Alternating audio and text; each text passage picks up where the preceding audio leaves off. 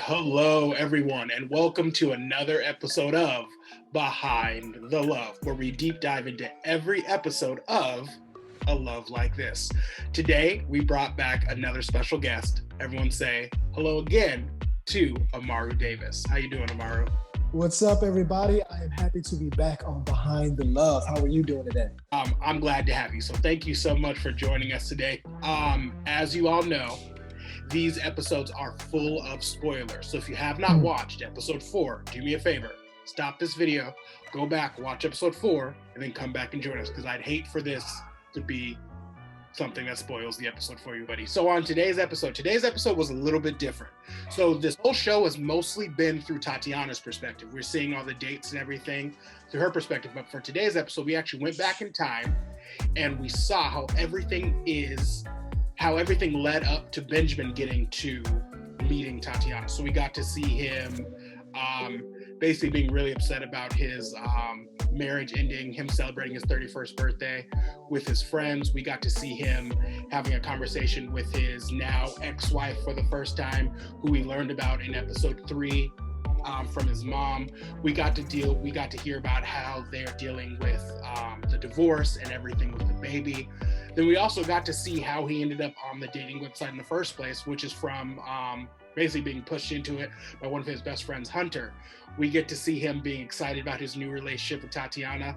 Then we also basically, we catch up to where we ended last time on episode 3. We get to see Tatiana and Benjamin's mom meeting for the first time. We get to see how that goes.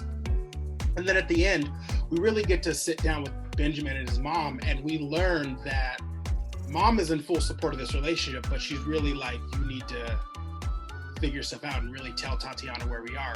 So we kind of ended this note on a cliffhanger, so to say, about what's going to happen next. So this episode was very, very different than what we've done before. Can you tell us a little bit about where's Benjamin coming from in this episode? Benjamin was in a 10-year marriage, and a 10-year marriage that just ended in a divorce, and the divorce papers were signed 2 weeks, about 2 weeks before they met. So we're seeing, what life was like before that, what things he was bumping up against that were hinted towards the end of episode 3. And then, the progression of that as we introduce and get to meet Benjamin's best friends, Hunter and Jeremy, the progression of that and the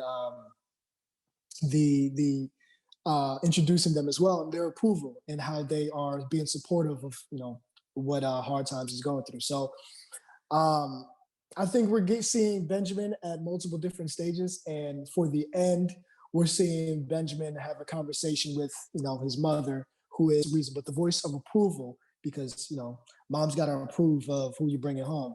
You know what I mean? Mom's got to approve. So she's the voice of approval.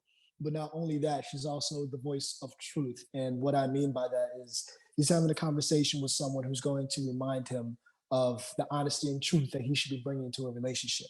That's why I want to call it a voice of truth.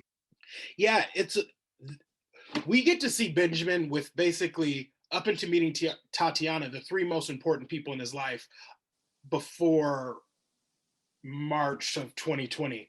Right. So basically his 2 best friends that he's known forever, and we get to see how they all interact. We get to see him with his mother. Then we also get to see him with his ex-wife. So let's talk a little bit about where you are with your friends at first. So we've got Jeremy, who is the more level-headed of the friends. Then we've also got Hunter, which is definitely like the frat boy of the group, the guy who just loves to drink, the one who doesn't really say the right thing, but who deep down does have a good heart and wants the best for you. And it's funny that the one who kind of is the frat boy is the only reason why you met Tatiana in the first place. If it wasn't for him signing up for that site, you never would have met Tatiana. So can you talk a little bit about what your friends do for you in this episode specifically? Benjamin's friends, Hunter and Jeremy, they are, they're best friends, so they're the trio. But it's like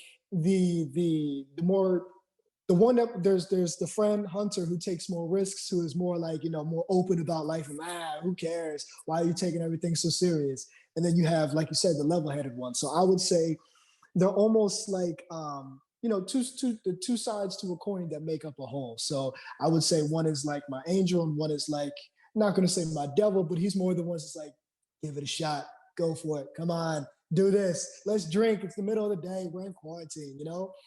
So having a friend that will make a move that you're not making, I think is awesome as well. And that's why not only Benjamin, but I approve of Hunter's decision to just sign him up for a dating website. Let's just get you out there, man. Let's just, who knows what you can gain from this.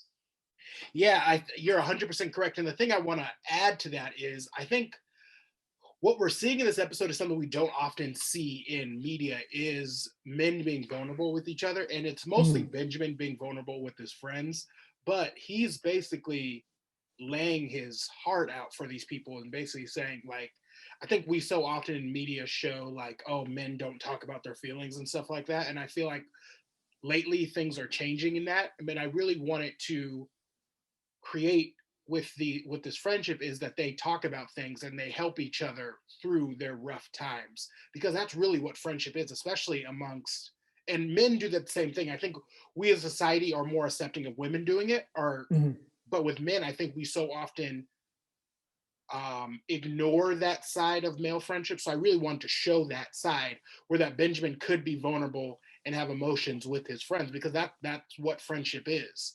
And I feel like it they don't judge him for it. They don't tell him to like get over it. They let him sit in whatever he's feeling and they join him in that, but they also don't let him stay there. They help push him to that next level, which I think is extremely important. And I think it's necessary that we have those friends that do that for us. Yeah, it makes perfect sense. I think you worded that extremely well. Exactly. That's exactly what it is. And exactly what I feel like we highlighted was, honestly, I feel like men do this, but we do try to shy away from it. But if you have the right friends will allow you to feel what you're feeling and be like, yo, it's cool. I deal with this too. You know, I've got something else. Go ahead. If you got to feel this out with us, it's us, bro. Come on, go ahead, let it out. And so, but you're right. We may have this happen, and it does happen in society, but it doesn't happen that often. And if it doesn't happen that often, it's not often shown in television, film, series. It's not often shown. Talk to me a little bit about where Benjamin's head is at when he meets with Jessica. What's going through his head? What have they gone through? What brings him to that moment? And what brings them to that moment to basically be ready to say goodbye right there? I mean, Benjamin and Jessica have, been in a 10-year relationship. They've been in a relationship since they were in college. And so, there's the good times and, there's the honeymoon phase, the good times, jumping into a relationship. I mean, 10 years. So you had to get married at 21. You get married at 21. That is a very young age to do something like that. And 10 years is a long time to be with somebody, married or not. And, so they got into it. They were young kids, and they got into that. And then now it's, that's something 10 years that's now is not. It's a relationship that is 10 years of being built that's not around anymore, that's not there. And so, of course, they were trying to make things right, trying to make things better, trying to make a better relationship. Baby comes along. Typically, people believe a baby that'll bring us together. This is something that we both created that we can bring up. And, the baby it just didn't go through that way. And so they lost the child and lost the baby. And now losing a child can take a toll, and especially if the relationship wasn't there that much in the first place. So I think it took its toll, and I don't want to say it's the straw that broke the camel's back, but it's just they couldn't. I feel like Benjamin and Jessica couldn't be around each other healthily anymore. It's interesting that in that conversation where there could be so much turmoil, there could be so much hate, there could be so much anger, there isn't. Yeah. And there's still a respect there, and there's still there's still something there. And I don't want to say too much, but there's still something there. And it's not because you see a lot of divorces play out and they're ugly and everyone hates each other and it's guttural and all this stuff, but it's not this, and it easily could be. So can you speak to a little bit about why it's not that? because that's not what they were 10 years ago. That's not why they got into a relationship. That's not why they fell in love. They fell in love for other reasons. They had a great relationship. Just, sometimes things take a different turn, but they have a mutual respect for each other that the latter part of the relationship that, is the stick that broke the dam is not anybody's fault. It's not anybody's fault. So they have a respect and they, I feel like you're in love with somebody for 10 years, no matter what, you still gonna love them. It's just a respect, but it's not the type of love that should be together. It's just, we were together once, still love you, I still have love for you, but me and you can't be together. And so I think it's just out of respect that also doesn't always get shown.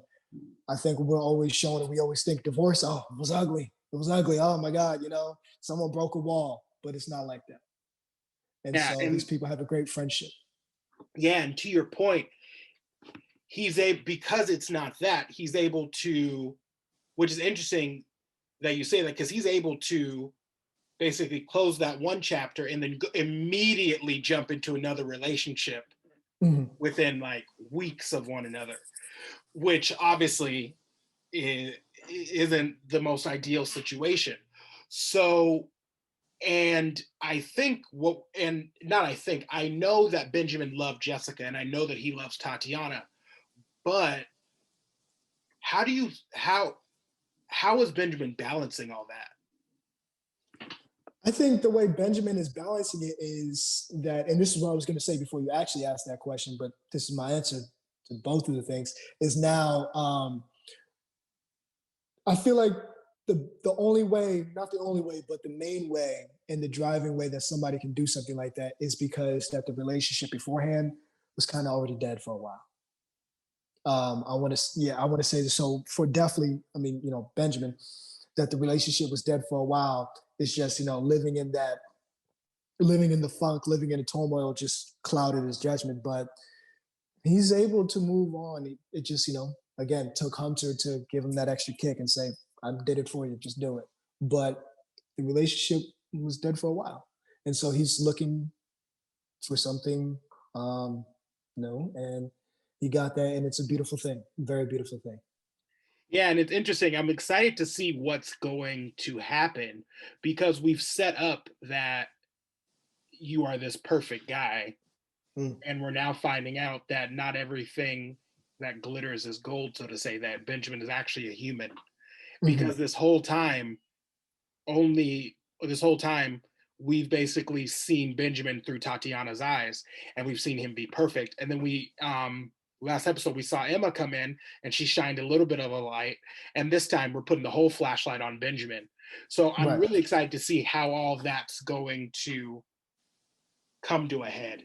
And I know the story, you know the story, but I'm excited for everyone out there to see what's going to happen next. And let me tell y'all, it gets good. We only got 2 more episodes left. We still got a whole lot of ground to cover. So everybody out there, do me a favor. Keep watching the episodes, keep telling your friends, keep sharing our story. We've got a couple episodes left, and I promise you, you will not be disappointed. Thank you so much for joining us today. Amaru, thank you so much for joining us. Much appreciated. Much appreciated. Thank you for coming back. Is there anything else you want to say before we end this? No, I was going to say, once again, thank you and stay tuned. That's all I was going to say. Stay tuned. Stay tuned for these last 2 episodes. Very excited.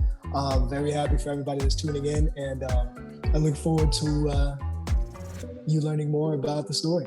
That's all I can say. Yeah. At this point, if we say anything else, it's going to be a spoiler. So we're going to stop there. Well, thank you so much, everyone out there. Much appreciated. You all have a wonderful day. See you next time.